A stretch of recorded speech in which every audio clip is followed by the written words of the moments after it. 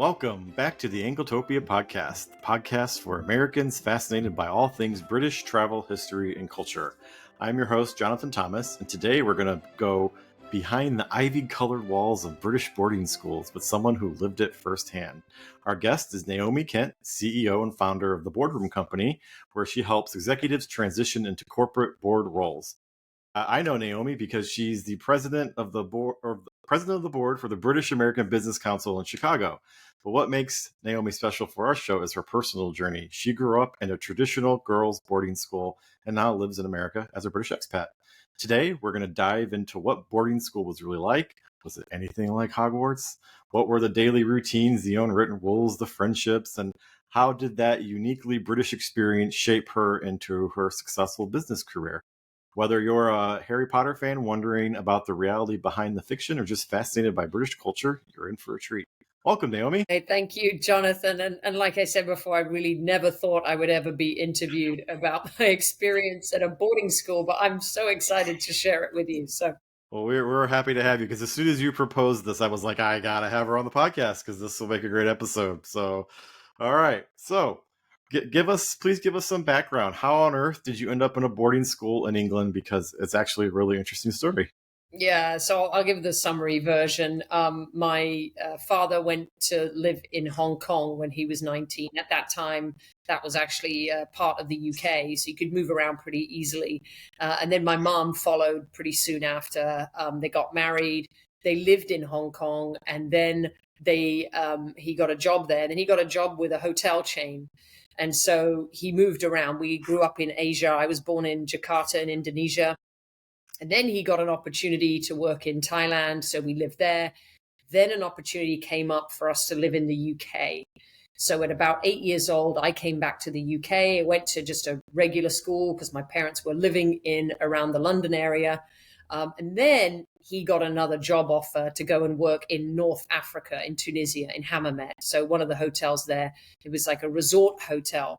So they speak French and Arabic there. There weren't very many sort of British schools or international schools there at that time. We're talking the 80s at this point. And so he proposed, and the company proposed that they would fund our boarding school for both myself and my sister. At the time, I was 11. My sister was 14. A quick story. She went to a school called Cheltenham Ladies College, which for anyone listening knows that that's one of the top all-girls schools in the country, and a boarding school. I tried twice to get into that school and failed twice. So we ended up going to different schools because I basically wasn't smart enough to go to her school. So I ended up at a school called St. Michael's in Petworth.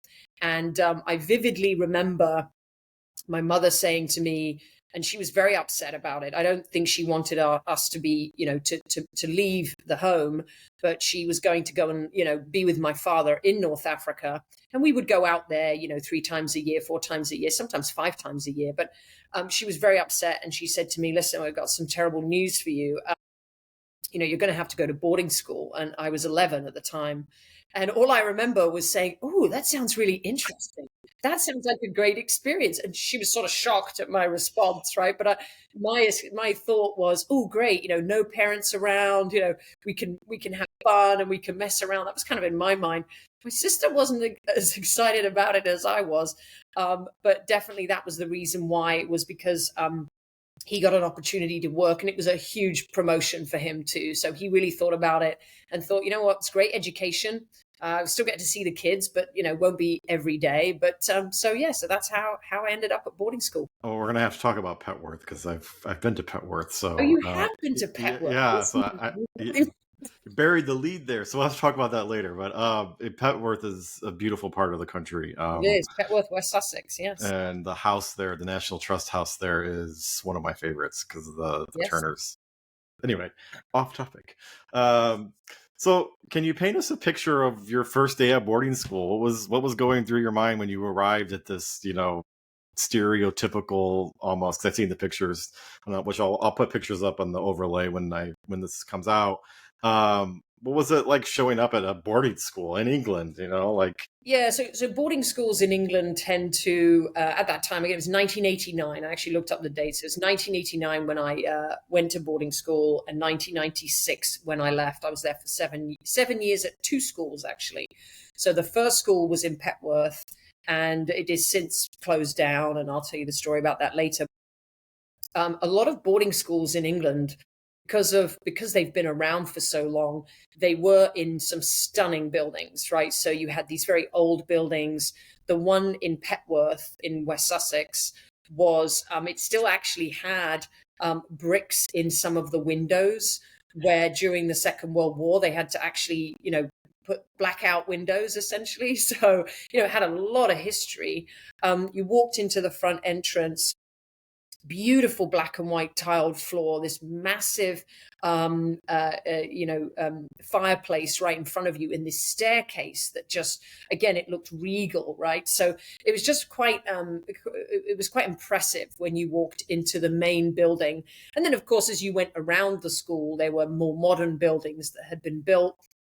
But yeah, it was definitely quite a wow factor. And I remember there was a long driveway, probably just under a mile from when you leave the road to when you get to the building. So there's almost like this kind of this sort of long, scary kind of drive. And there's a little old chapel, which, by the way, all of this is still there. They converted that school into apartments. So it has since been changed, but the crux of the building, it still looks exactly the same. So I would say it was quite an impressive first impression.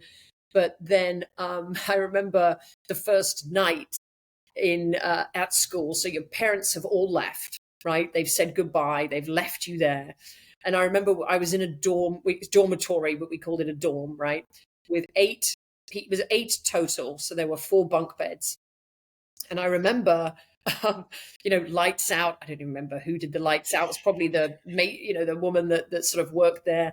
But I remember lights out, and I was like, "Ooh, fun! We can all have fun, and I don't know, eat chocolate or something, right?" And everyone else was sort of crying and kind of oh, bubbling and very upset. oh, So I was kind of confused. Why are we all so unhappy here? So I was definitely an odd child.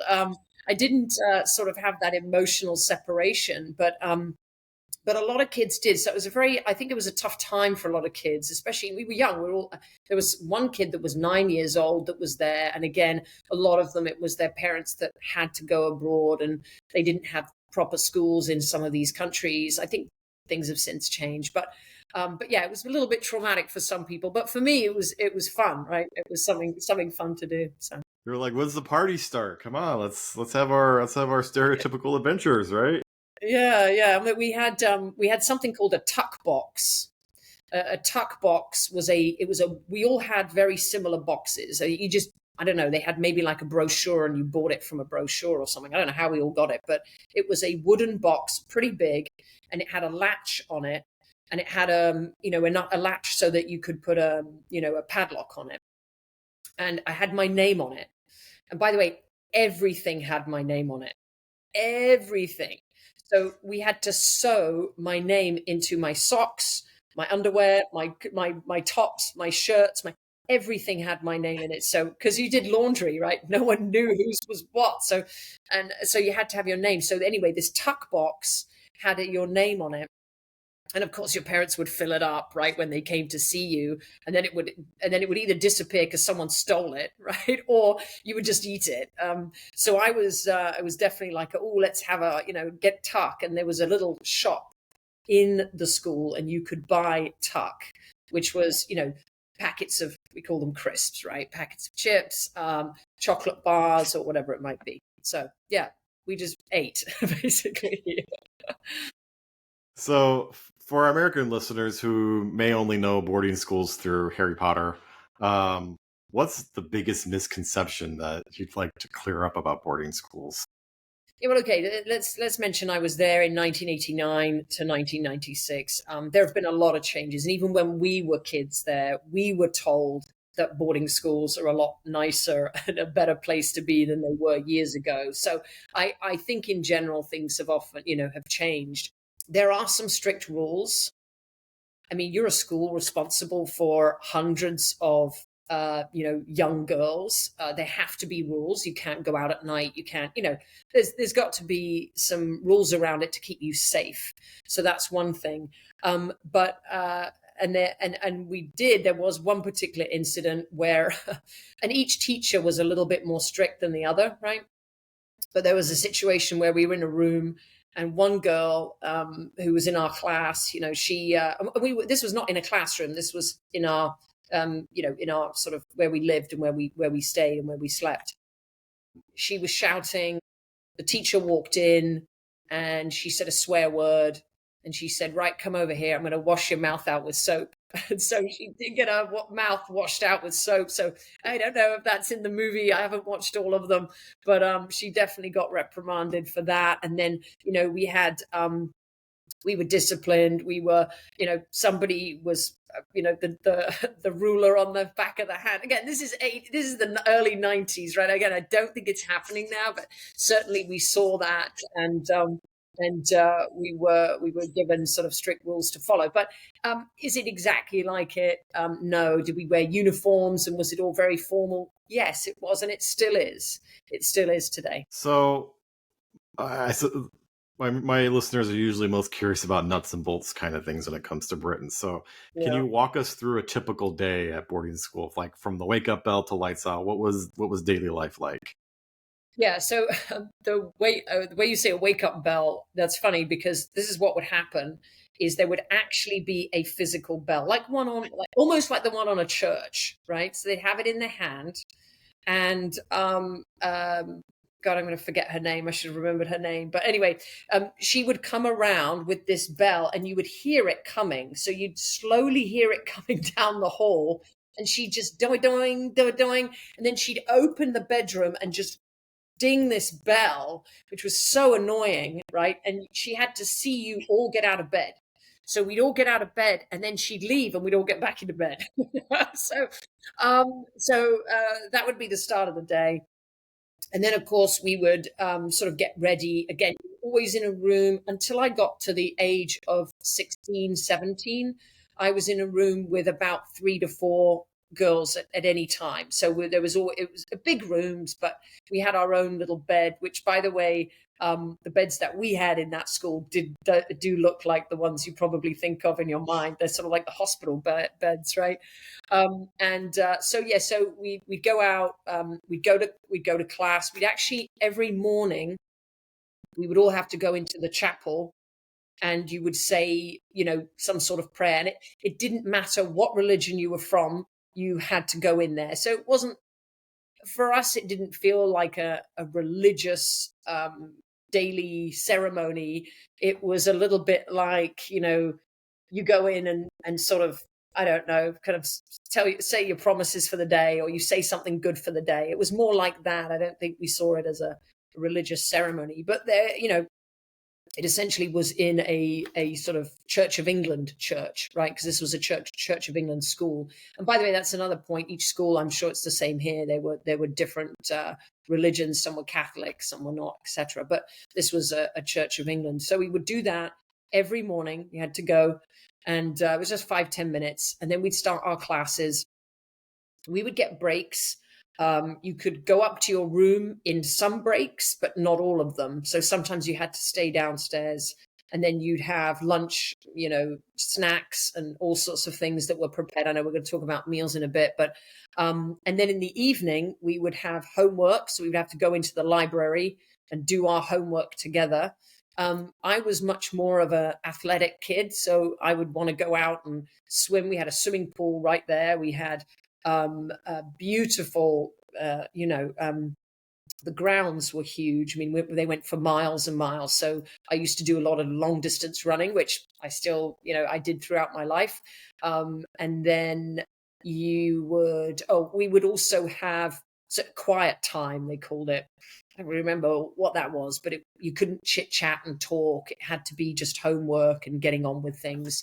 And then we were allowed a certain amount of time to watch the TV. So it was sort of regulated. So you weren't sitting there all night watching TV, but we'd watch a little bit of TV. And then some kids, and don't forget, this is back in the early 90s, would have sort of, video games and stuff that they could, whatever those handheld video games were. So, but not all of us did. I definitely didn't. I barely had I think I barely had a Walkman right at that age. But and then it would be sort of lights out, bedtime. And again, the woman that worked in the kind of house, she would come around and turn out all the lights and make sure everyone was there. So there was a lot of just, checks and security as well. Doors were locked and things like that. So, yeah, that was sort of like a typical day. I was also what they call a full boarder.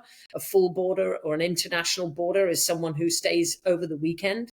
I would sometimes go and stay with my grandmother. I used to enjoy spending time with her, but a lot of the time, we would just stay in the school, and we got very bored, and we didn't have a lot of distractions, so we would entertain ourselves with all kinds of crazy things that we would do, or we just start messing around and picking on someone, and actually I'll tell a quick funny story. So there was one time there was a girl, and she was just sleeping in her bed, and we just dragged, and she was one of these deep sleepers, right? So we just sort of dragged her bed out of the bedroom and into the hallway and just sort of left her there and wait until she woke up, and then went, why am I in the hallway?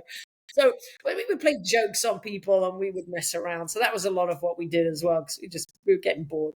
Well, speaking of messing around, what were the rules like? Were there any that were bizarre, old-fashioned that today we'd be horrified to hear, or was it very kind of straightforward? I think a lot of them were straightforward. I think, again, at the time when you're a young kid, you're like, why do I have all these rules? And then you look back and you're like, no, for security reasons, and because people are obviously putting their kids in these boarding schools. If anything were to go wrong, that's a huge reputation risk for the business, and I see it as a business. It was a for-profit, so I understand why there were rules. We used to, there are all kinds of things. We used to have. And I'll tell you the quick story of how I got expelled, because this is probably the story you're waiting for. Okay, yeah. Let's let me get my tea here. So rules, yeah, your tea with milk, by the way. I'm very proud of you. So again, for security reasons, you weren't allowed out. We were called out of bounds. Out of bounds was outside the school walls, right? You weren't allowed outside of the school. So they would lock the doors at night. But there was one door that you could open from the inside. And of course, again, back then they didn't have cameras and all these kinds of flashy things that they probably have today. But we would just stick a book in the door so it didn't close. And there was a boys' school that was about a mile away in Petworth. By the way, that one's still there. That school is still around, and a very reputable one. And so we were a little bit older. We were sort of 16 or something like that at that point. But one of my friends said, hey, let's go and visit with some of the boys that I know. So I went along with it, and actually, it was just funny. We just walked to the end of the road and hung out in the street. That's all we did. And then, of course, we got caught, a couple of days later. But they even I remember the headmistress. We called them the headmistress. She was like the dean, essentially, of the school, and she sat down with us and said, I'm going to need to expel you, I'm afraid. She said, but it's really to teach a lesson to other people. And at the time I just thought, listen, what is she talking about? Now I look back, I'm like, I totally get it, right? Like, this is obviously very dangerous for two 16-year-old girls who are in the hands of a school, right? Running around in the street. You could get knocked over by a car, big creeper weirdos picking you up. Who knows, right? So I totally understand the reason why there were rules. And then, of course, we had rules about shouting in the hallway. You couldn't shout in the hallway. I got told off for that a lot. Swearing, got told off for that a lot. But I didn't get the soap in the mouth. I didn't get that. So I wasn't caught by the really nasty people that worked there. But no, I think actually, if I look back, it was mainly women working there. They were phenomenal. How they put up with us, and we were obviously crazy, energetic kids, and they put up with us every day of the week. So I take my hat off to them now, looking back on it. Well, not to get into spoiler territory here, but you were expelled. Did you end up going back, or did you go to a different school after that? Well, so the school was actually closing down at the time. So the school was closing down because it was being sold. It was like a network of schools called the Woodard schools that don't exist anymore. But this Woodard schools was obviously bleeding money. They weren't making any money, and I think a lot of it was the buildings. They were so old, the maintenance was expensive. They couldn't raise prices, etc., and they couldn't compete. It was very, very competitive in the boarding school space, and especially for international kids coming over. So anyway, it was closing down, and they said, "Listen, it's closing down. You're not going to be able to go to the end of year, goodbye party kind of thing." So I said, all right, whatever. I don't even think I was going to go anyway. So I ended up going to moving schools and going to Queen Anne School in Caversham, which is still there. And Caversham is in Reading, in Berkshire. It's about an hour or so away from London. So it was very close to London. And I went there from 16 to 18. So Okay. I ended up going there, and a beautiful school. So yes, the pictures that I sent you, those are, maybe I can try and get you a picture of St. Michael's as well, the original one. But I went to Queen Anne's, which was, it's a reputable school, beautiful. And I think as well, I said that I say this to myself all the time when I was there. When you're at boarding school, you're sort of frustrated. You're a teenager. You're angry. You're being locked up and all of these things. And now I actually went back to the school. I want to say about 10 years ago, I went back and I gave a presentation to some of the girls about careers, and I was just blown away by how beautiful the buildings were, how beautiful the grounds were, how nice the people were. And so just coming back after many years and seeing it from different lens, it was a really great experience. So did you have houses like at Hogwarts? Was there a house system, or what was that like? Yeah, there was actually. Yeah, we had 4 houses, Okay. and each one of them was named after one of the founders of this school system, Just right? like Hogwarts. Yes, and each one of them we had different colored shirts for each group. So we wore, I don't know if is gingham a thing? Gingham, Yeah. yeah, it's Yeah. like a checkered sort of Yeah. art, and we each had a shirt of that color. So mine was I was in the blue group, so there was blue, yellow, green and red, I believe. And so we each had a group. And you were just put in a house, right? There wasn't a hat to sort you. No, it was all just shirts. But I do want to mention something just on the uniform. They're very expensive. So, you spend hundreds of pounds, dollars, whatever, to actually just buy your kids the clothing that they wanted them to wear. So, there were socks you had to buy. There were shirts, there were skirts, there were, a big coat, you had to buy it.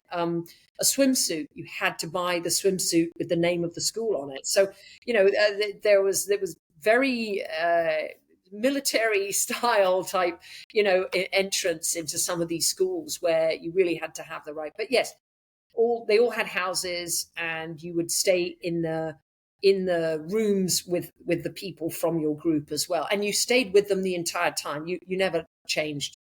Were there rivalries with the other houses, or was Oh, it? absolutely. Oh, absolutely. Yeah, definitely. Like they were, we would spread rumors that, the yellow group were this and the green group were that and what have you. So actually, no, I wasn't blue. I was green. Sorry, I was green.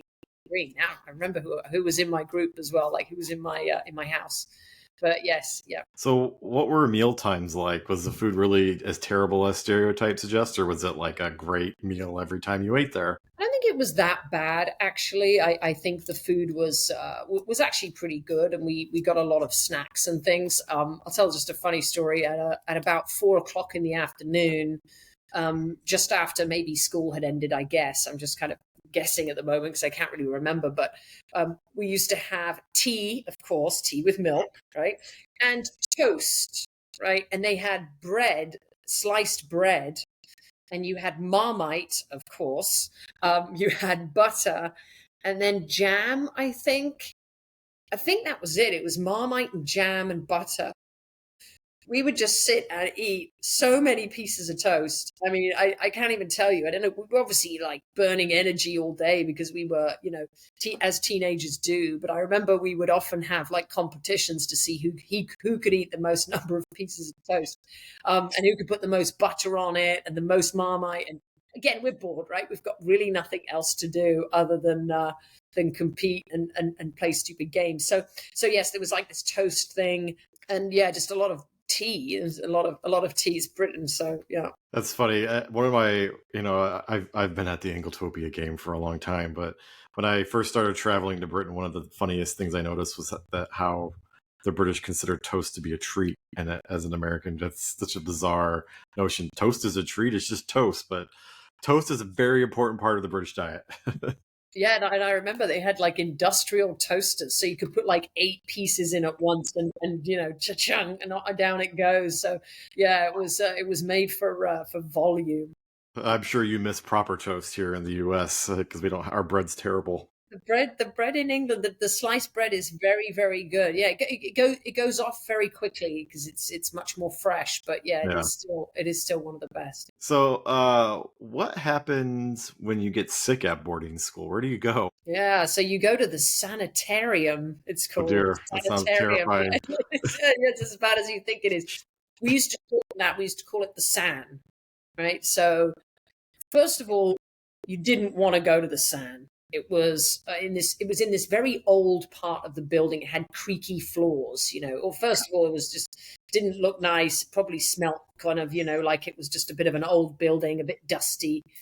And the nurse that was in there, I can't remember what we called her, but she was basically a nurse. She would administer if we needed a shot, we needed like a vaccine or something. She would administer that. If we had a cough, she would administer that. And she really did most things. If somebody got really sick, then of course they would be sent out of the school to a hospital or whatever they needed, right? So she would just be doing all of the basics that kids would generally need, to kind of stay healthy. So you really didn't want to get sick, because if you said, if they came in with the bell in the morning and the lights and you went, oh, I feel sick, they go, all right, go down to San. You didn't want to go there. So you just got out of bed, right? Because you went into the San. First of all, it wasn't a nice place to be. There was always someone who was sick in there. And you'd be like, oh, God, yeah, you know what it is. You probably catch something anyway going in there. The nurse was this really big lady. And so anytime you went in, I still today remember some of the stuff she said, because I even say it to people. But you would go in there, and this is one of the things she would say to you. I'd say, oh, it really hurts, like when I put my foot down like that. And she'd go, well, don't put your foot down like that. She'd literally say that. I'd say it really hurts when I do this. Don't do that. Oh, so she would talk you out of your sickness, first of all, to try and get rid of you. So that was kind of like you get humiliated, right? And then if you were really sick, you had to kind of stay there. You couldn't go up to your bedroom. You had to sleep in a bed upstairs where the nurse was, which makes sense, right? You wouldn't just go and be on your own. She would keep an eye on you, right? But it was awful in there. So, I mean, sickness was not an option at boarding school. You really didn't want it. And then if we did get a vaccine or anything, she would do this thing where sometimes we would have a doctor come in to do the vaccines. Actually, it wasn't her doing them, but she would sort of grab your head, she would stuff it into her chest, and you'd have your arm out so that you wouldn't see it, right? Because if you saw someone with a big, an injection, you might get the creeps and everything, which most of us did. So she'd sort of hide your face, you get jabbed, and then she'd sort of like go, right, you okay? Everything all right? So it just the whole experience in the San was terrible. So getting sick was just not an option, basically. Yeah, definitely didn't play sicky. That never happened. No. Yeah, I have this fantasy. I'll just stay in my little bed in my little dorm room and be left alone. Nope. You That had to sounds go down terrible. and be monitored. So if you were faking it, yeah, it was they knew you were faking it very quickly. And like I said, if you had a problem, like, hey, it hurts when I do this, she'd say, well, just don't do that. It's a simple solution. So, as we know, class kind of permeates everything in British culture. So, how did the social hierarchies work at the school? Was there a clear pecking order amongst the students? Were there very class divisions at all? I would say it probably depend who you spoke to about that. I would say there was definitely a division between kids who were what we call full boarders, who slept in the school, who stayed in the school over the weekend, and people who were half boarders. So a half boarder would stay in the school Monday to Friday and then go home. So often those were parents who both worked. They may have lived in London or a couple of hours drive away, and so they would go and pick up their kids on a Friday and then drop them back off on a Sunday night. And then they would have the whole week to work, right, and do their thing. So we saw a lot of that, or they were just traveling a lot, parents who traveled a lot. So I would say there was a big difference because the ones that hung out over the weekend, we really got to know each other. Like we had spent a lot of time together. There were no classes and things like that at the weekend, although you could, granted you could go and play tennis or something, right? There was all sorts of sports available. But I would definitely say there was a difference between them. And then there was also a difference between because I mean, again, these are boarding schools in the UK. I think today one term is about $20,000, and you have three or £20,000, and that's 3 terms per year. So we're talking 60, and then add in travel, add in the uniform. We're talking 70, 80 grand per child, right, per year. So there were kids that their parents paid for it, like they were just wealthy, and then there were others who got scholarships, and there were others who the company was paying for it or something like that. So I would say there was probably a difference between those kids where they were obviously the wealthy elite versus people who were just really smart and got into these really good schools. So I'd say there's probably a difference there. And then another difference would be kids that lived abroad. So one of my very good friends, her name is Sam Ingram. She was at the school with me, her and her twin sister. And our parents all lived in different countries. And so we kind of bonded over that. So kids that were more international kind of bonded versus the kids that just lived around the corner, right? Lived in the UK. So Interesting how those linkages form amongst children. yeah, yeah. So that kind of leads into my next question. Like, what was it like living so closely with the same group of girls 24/7? Like, how did friendships develop differently than you would say if you had gone to a day school? Yeah, well, some of them drove you nuts, right? And some of them it's like family, right? You almost feel like your sisters at the end of the day. We kind of got into fights, and then we made up, and everyone was friends again. And Sam and a few others, I still know today, and are still very close friends of mine. Because I think when you go through a boarding school experience, it's like no other experience that anyone can really understand. There are it's a unique experience for a child. And so we spent more time together than I spent with my own sister, right? Essentially growing up. So you got very, very close to people.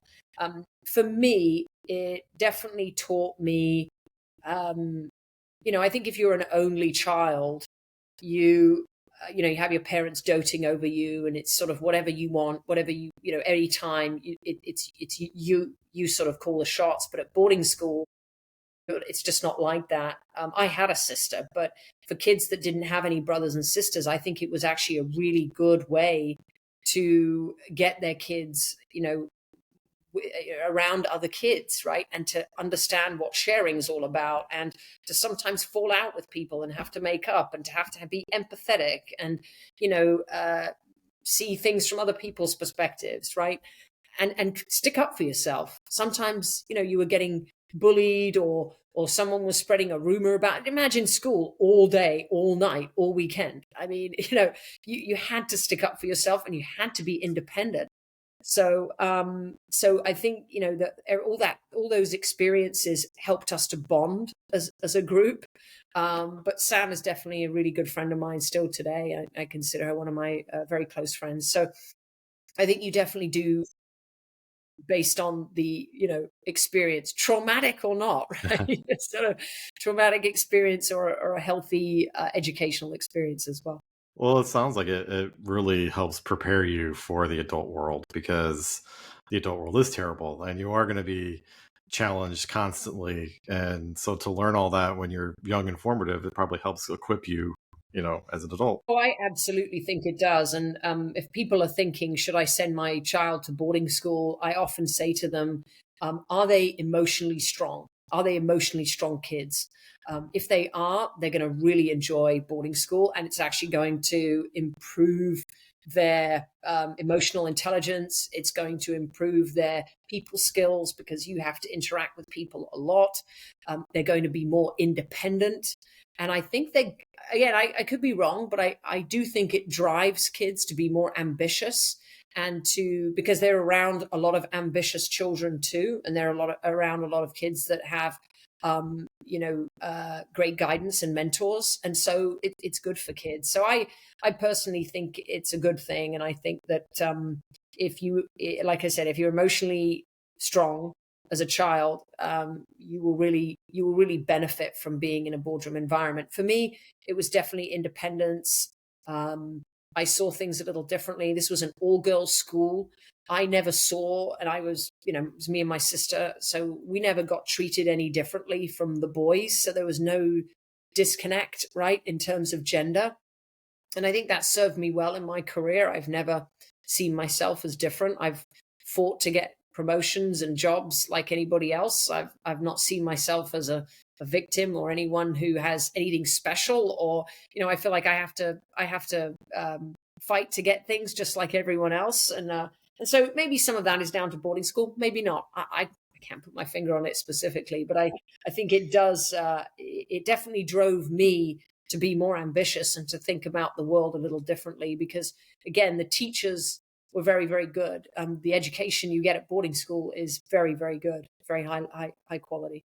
Well, let's sorry, and forgive me, this question's not on the list, but let's talk about the educational aspect. Like what subjects are you studying? Is it like any other school, or is it the classics, or is it, what's the focus that makes the education so good? And again, I'll say this was 1989 to 1996. Things have definitely changed at all private schools and boarding schools in the UK. So my experience is obviously from, 30, 40, whatever it is, years ago. Um, yes, we had traditional subjects and we were taught by some amazing educators. And we were pushed, actually. I think the biggest thing is we were pushed to do better. We were always encouraged. And if there was someone who was outstanding in the group, they were given additional help and they were given additional coaching and mentorship to be better. And the kids that were very smart or very good at sports, again, they were encouraged. I'll give you one quick example. I would go out jogging and running, and one of the house mistresses, we used to call them house mistress. So so there was house miss. Now I'm remembering it. House mistress was the woman who looked after the kids in their dorms, in their rooms.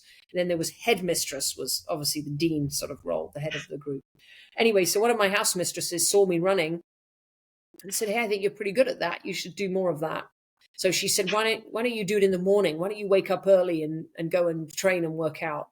And guess what? Since then, I've been training and working out in the morning, and it's been very good for me. And it's been it was a very positive change that happened in my life. So I think I think just the environment, the education, the people, and the things that you do, and the sports and everything that you have available to you is of huge benefit. So we kind of talked about this a little bit already, but were there any rule breaking adventures or midnight feasts that, you had a chance to bend the rules a little bit?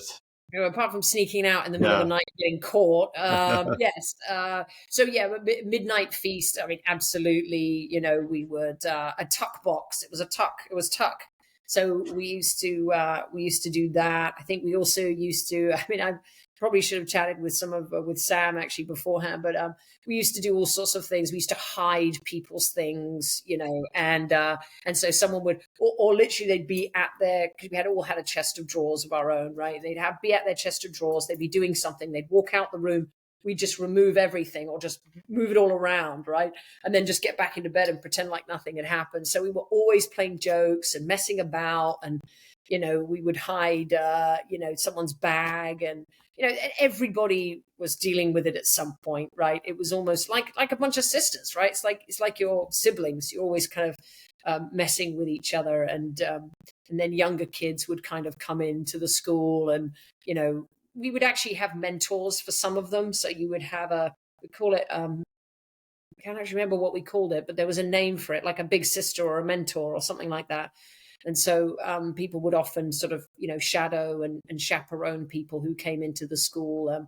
But then we'd also mess around with them as well, play some jokes. So yes, so there were midnight feasts and some rule breaking and definitely some disciplinary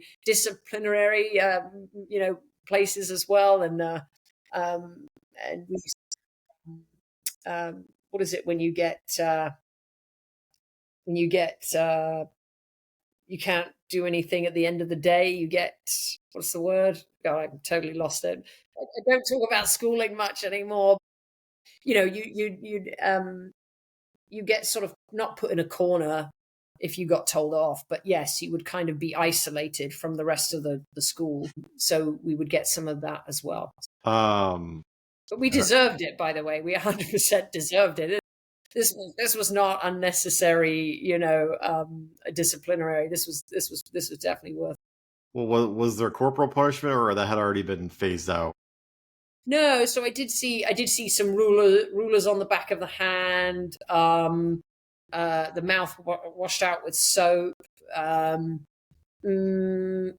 I think just raising, they would raise their voice and things like that. But there wasn't anything. There wasn't anything terrible. I mean, but when we were at boarding school in the early 90s, we heard of horror stories of years before that. So girls would come back and say, oh, we used to get spanked, and we used to get beaten, and we used to this and that. And, you'd have to go out. Oh, that was the other one. Someone said this. I did not experience this. I did not see this. But they were like, yeah, we had to go out in the cold and stand there with no shoes on or something like that for 10 minutes or something, And if you know England, it's bitterly cold in the winter with the damp and everything else. So that was torture. But again, I never saw that. Those were things they talked about. And today it's sure, you get disciplined if you make a mistake and you break the rules. Just like any other school, I don't think it would be any different from any other school. Yeah, even at our public schools here in Indiana, they go so far out of their way to avoid having to discipline anybody, and they hate it when they have to because it just pisses everybody off. Yeah.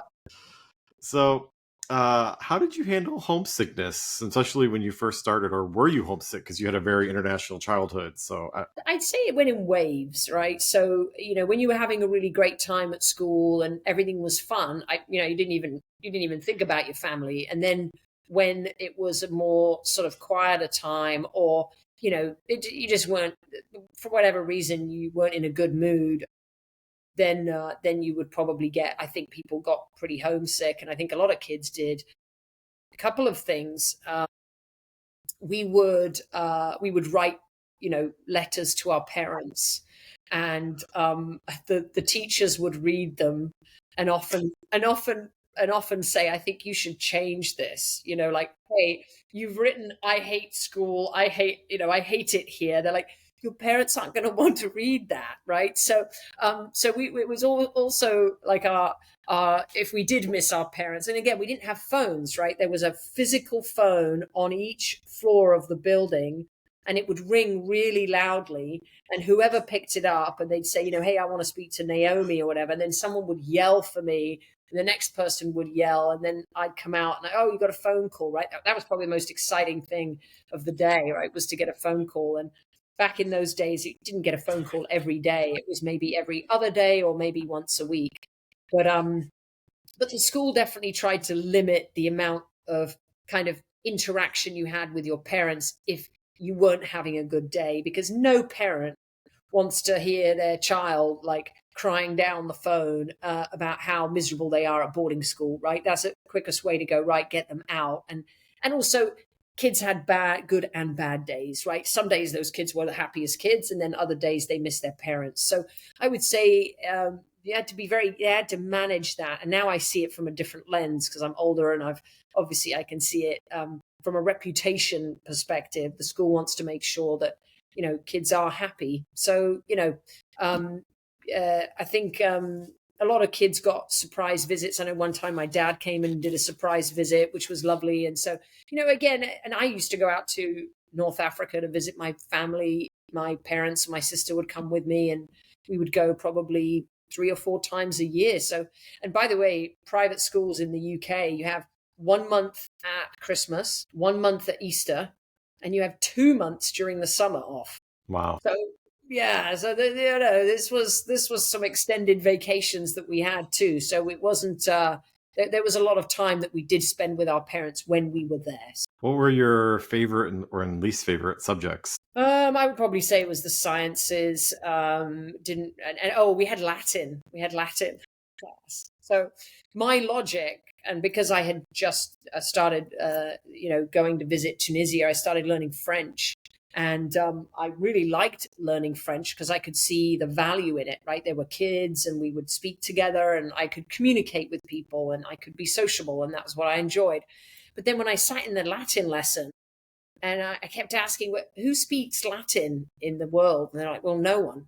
So what are we doing here? I don't really understand.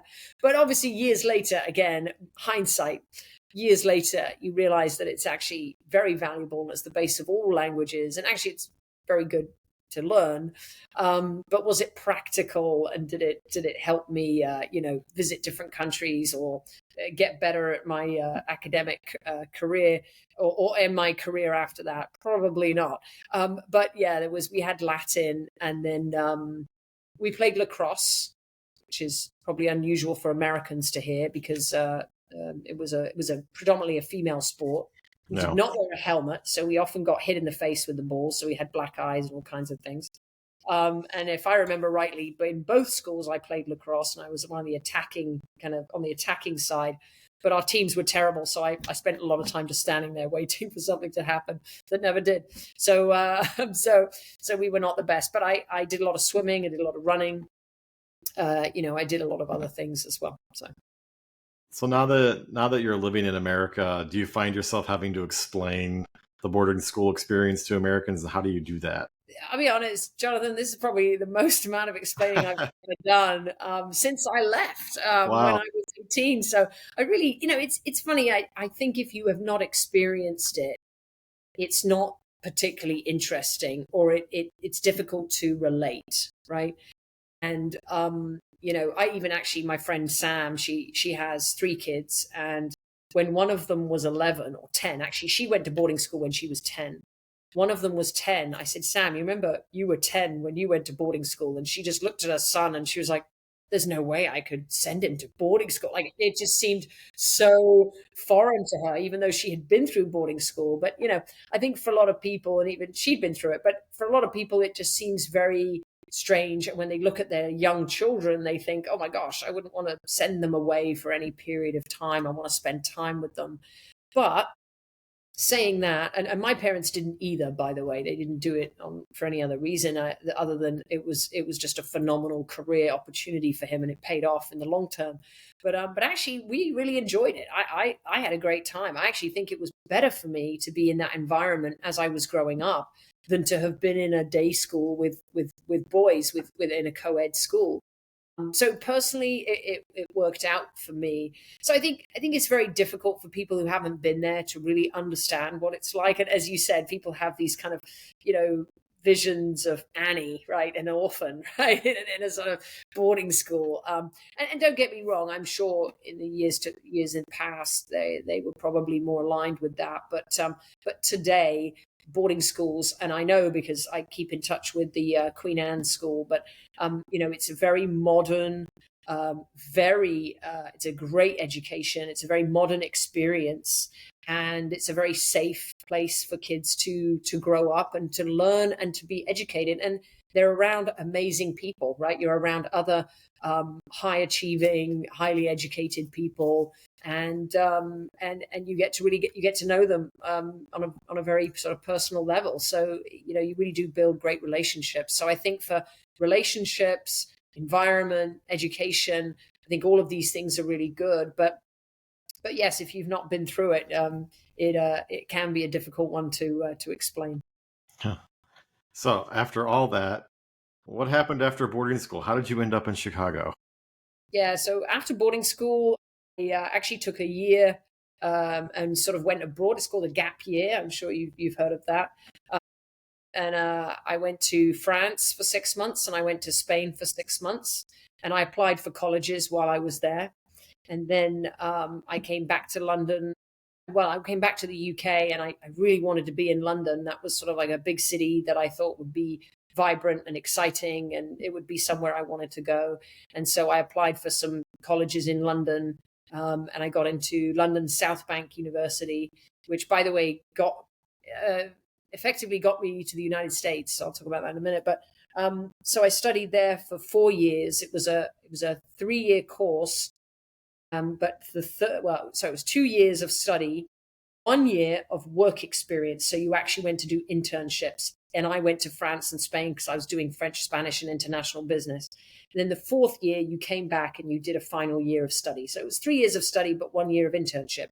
And that actually turned out to be such a huge advantage for me, because I now had work experience when I went out to get a job, and it was a huge leg up. So again, for people who are, and also I've lived abroad for a year, so I'd done some work experience as well. So for me, getting that internship and that work experience really helped me get my first job, which I got through another student who was at the university. They introduced me to the company that I ended up working for 12 years, called Boardx, and they expanded into the United States, and that's why I landed in New York, actually. So I ended up in New York for 13 years, and then I moved to Chicago with another company that I started working with. So I sort of moved around based on a lot of career moves. Well, as you know, Chicago is the best city in the world. It is. It really is. No, it After is. London, of course. Well, God, Jonathan, I know you prefer London over all of those cities, but no, and I got my citizenship in 2016. So next year I'll be 10 years old as an American. I knew I wanted to stay here, and actually, the minute I touched ground in New York, I knew I wanted to be and live in the United States. So it was like the reverse. Like, you've gone to the UK, and you've fallen in love with the UK. I came to the USA, and I fell in love with the USA. So Chicago's happy to have you. thank you. Well, what a fascinating discussion this was. Thank you for joining us on the Anglotopia podcast, Naomi. We will link to Naomi's website in the show notes. And if you want to connect with other British expats in Chicago, please check out the BABC. The links will be in the show notes. And if you come to BABC events, you'll probably see me, because I will be at them as well. So if you enjoyed this episode, please subscribe, like, or comment on the Anglotopia podcast. If you enjoyed the podcast, please consider joining the Friends of Anglotopia membership club, where you get early access to new episodes and you support great long-form writing about British culture, history, and travel.